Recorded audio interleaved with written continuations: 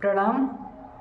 अभी मैं एक कार्यक्रम से आ रहा हूँ जो भगवान परशुराम की जयंती मनाई गई। तो आपको मैं कुछ विचार, कुछ चीज़ें मैं आप लोगों के साथ साझा करना चाहूँगा। भगवान परशुराम जो कि अक्षय तृतीया के दिन जन्मे थे, भगवान विष्णु के 6वें अवतार माने जाते हैं। भगवान कौन? भगवान वह जो मानवीयता और आत्मीयता की रक्षा करने के लिए जन्म लेता है। मानवीयता से संपूर्ण मानव जगत को रक्षा करने की बात आप समझ सकते हैं। आत्मीयता वो जो जितने भी जीव जंतु जिनमें आत्मा होती है उन सब की रक्षा करने को आत्मीयता की रक्षा करना कहा जाता है। आप लोगों ने सुना होगा कि भगवान परशुराम ने क्षत्रियों का, जो कि क्षत्रियों से इस धरती को बहुत सारे बार क्षत्रिय विहीन किया है। पर आपको बताना चाहूँगा कि ऐसे क्षत्रियों को उन्होंने मारा जो जनता का शोषण करके, जनता के द्वारा जो कर्म किए जाते जिससे वो कुछ संपत्ति अर्जित करते थे उसको छीन कर उनका शोषण करते थे, ऐसे लोगों को मारा। वरना भगवान राम के कितने पूर्वज हुए वो भी तो क्षत्रिय थे, उनको क्यों नहीं मारा?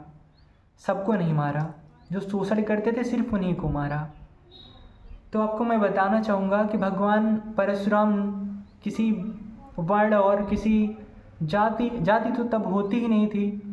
आपने भगवान राम के आगे सिंह पढ़ा है, आपने भगवान कृष्ण के आगे यादव पढ़ा होगा, लेकिन यदुवंश जो था एक यदु नाम के राजा के कारण ही माना गया था। यदु तो वो जैसे रघुवंश है वैसे यदुवंश है, वो कोई जाति नहीं है।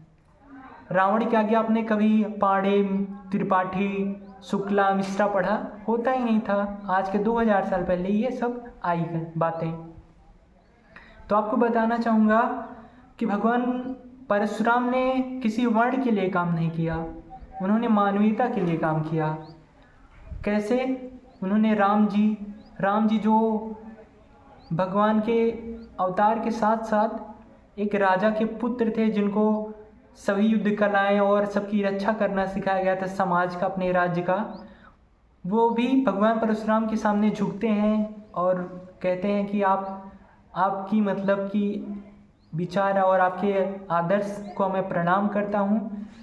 और भगवान कृष्ण जो परशुराम जी के सामने झुकते हैं और उनका आदर करते हैं और उनसे सुदर्शन चक्र प्राप्त करके धर्म रक्षा की फिर से कोशिश करते हैं।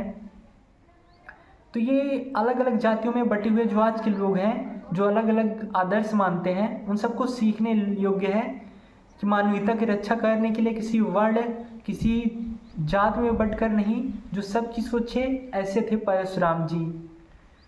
तो भगवान परशुराम जी के बारे में ये जानकारी बहुत महत्वपूर्ण है कि भगवान वो होता है जो हम सबके हृदय में बसता है, जो न्याय और शक्ति को देता है।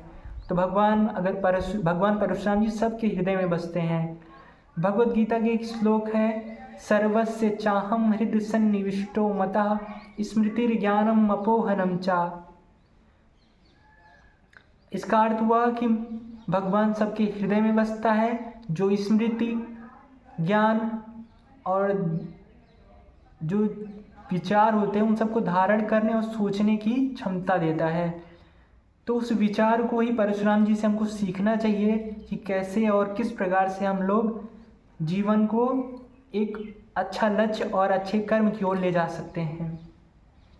तो आशा करते हैं आप लोग आज की इस जयंती को अपने जीवन में ऐसा धारण करेंगे, किसी व्यक्ति, किसी समुदाय में ना बट करके मानवीयता और आत्मीयता से भरे लोग और उनके किए गए कर्मों को याद करके समाज को नई दिशा की ओर ले जाने की कोशिश करेंगे।